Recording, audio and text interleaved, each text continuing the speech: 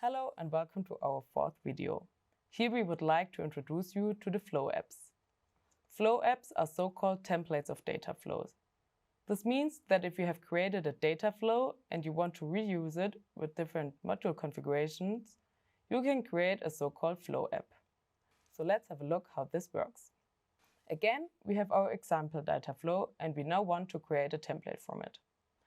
We can either do this via the three dots and then tap Create Flow App, or we open the data flow in the Flow Studio and go to Create Flow App via the tab up here. Both times the same window will open.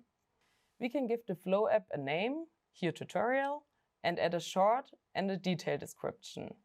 Here we can explain, for example, what the data flow is for and what settings still need to be made.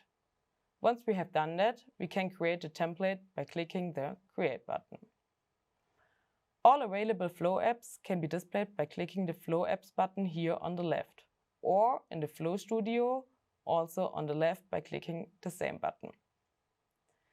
If we want to use the template as a base for our new data flow version, we have to create a new version of the flow app. Now we can enter our data flow information again, create the data flow via the Create button, and configure the modules again as desired.